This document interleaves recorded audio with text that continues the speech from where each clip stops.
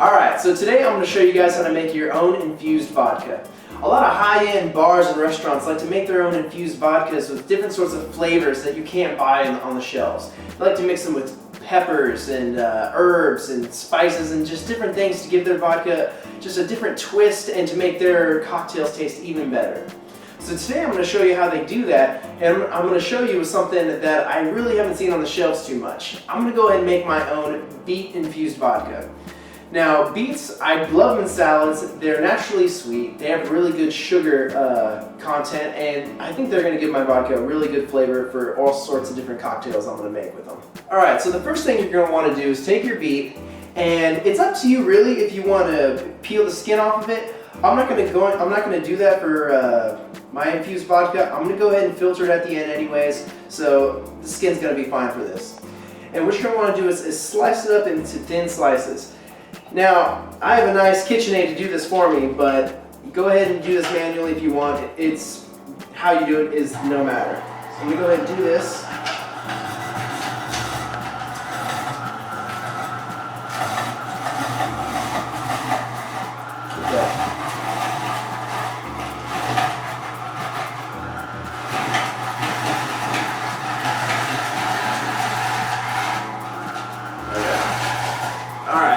Take that out. Go ahead and get some of this out. That piece no good. Alright, so the benefit of using real fruit like this, and especially for beets, is they taste a lot better than out of the can. That's fresh. It's sweet, and I can already tell that's going to be really good for the vodka. So I'm going to go ahead and peel another one for you.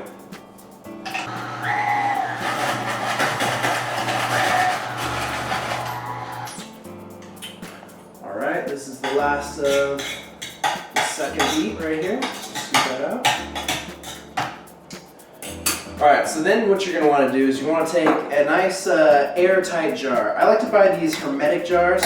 They got this nice little clamp on them. They got this nice washer seal, and they're going to keep the air outside of, it's going to keep the air from getting in, which is what you want. You can also buy mason jars online. Those are really cheap. They got the twist tops. They should suit your need just fine. So what I'm going to do is I'm just going to take some of these beets. I'm just going to go ahead.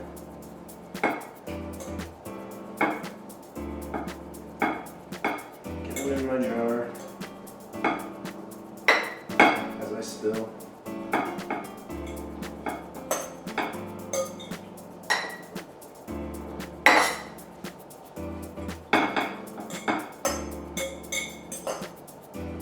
Alright. Set that aside. I'm just going to kind of get these in there. So then what you're going to want to do is you want to take your vodka, and if this is your first time infusing vodka, maybe don't get a high-end brand. Maybe go ahead and get a lower brand so that you don't waste your money with a $30 bottle of vodka with infusion that doesn't even taste very good.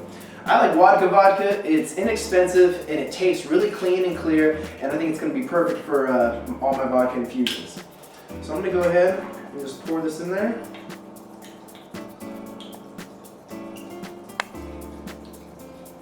Fill up. Just all the fruit is submerged in there.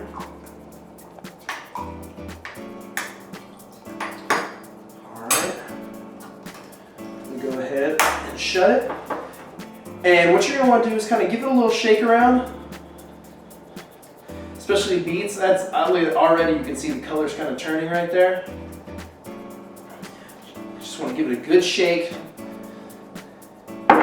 And what you're going to want to do is, well, I guess I can probably top this off. What you're going to want to do is you want to store this in a nice dark room or pantry or cupboard or anything like that. You don't want it in the sunlight. You don't want it to rot away or anything like that. And probably maybe like 2 to 4 times a day, you're going to want to walk up to your jar, just kind of check it out, kind of shake it around. The fruit or whatever you use inside is going to slowly deteriorate as the days go on. So just keep shaking, help the breakdown, and it's going to slowly just infuse its flavors with your vodka. Now each fruit or herb is different, so what you're going to need to do is every day, maybe kind of pour yourself like a little teaspoon shot, a little baby shot, and just kind of taste it and how you're, see how you're doing. Probably most infusions, 3 days is a good starter, so just don't really mess with it for 3 days, just, kind of check on it, look at it, shake it, don't open it for 3 days. At the 3-day mark, you can kind of open it up and check it out, see how it's doing. And pretty much that's all you need to do. After you get the right consistency, I'm going to go ahead and show you how to filter it, but for now, I'm going to go ahead and store this away, and we'll check on it in a couple days. Alright, it's been a couple days now, so I'm just coming to check on my beets, and I can actually see how some of the color is disappeared from the ones that are in the jar, so that tells me that it's really, flavor's really leaching out into the vodka. I'm just going to go ahead and open this up, and I'm just going to try a little taste of it, see how we're doing. That's definitely vodka and beets right there. So this is only 3 days. I'm just going to go ahead and siphon it out now and go ahead and give it a shot and see how I like it with this. But you can go longer, up to a week is pretty standard as well. So it's up to you how long you want to infuse your vodka for. So I'm going to go ahead and take a funnel, and I'm just going to go ahead and use a coffee filter. And then I'm going to go ahead and use a strainer as well, just to kind of keep the big beets out. And I am making a total mess right now. So obviously this was not the right jar for this.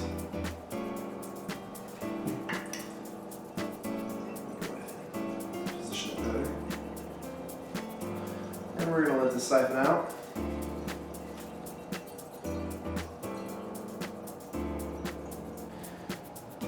Alright, I'm just getting the last little bit out. Just fast forward that for you so you didn't have to watch that slow process. That probably took about 10 or 15 minutes just to get all of it out and prevent all the residue from going into your vodka that you're going to be drinking. That's pretty good. I'm just going to go ahead and stop this. Throw this in the sink real quick. Alright. And this is pretty much your beet vodka right there that you can make all sorts of cocktails with and anything you want.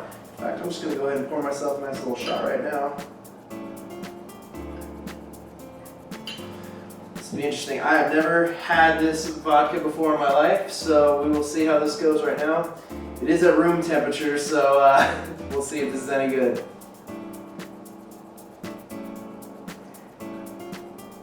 Actually, it works really well.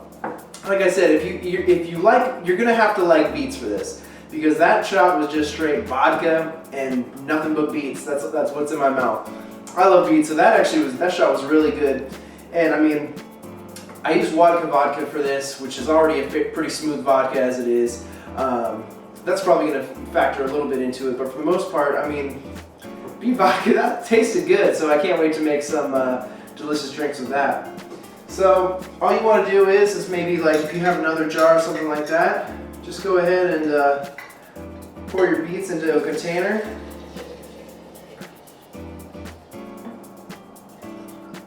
There you go. So I'm going to seal this up. And then this can go in your fridge, or I mean, you can throw it in the freezer if you want to freeze it. It's still 40% alcohol. And that's pretty much all there is to it. So go ahead and try this with beets, try this with apples, pineapples, try it with any other fruit or herbs you can think of, and let me know what you've tried, and let me know what you think. Check out vodkaonly.com for mixed drinks or more vodka reviews. Check out my channel for more cool videos like this. Go ahead and leave a comment below, and maybe I'll make a movie about it. Should I try one of these? Yeah. Throw them all out? No, try one. Try one? Yeah.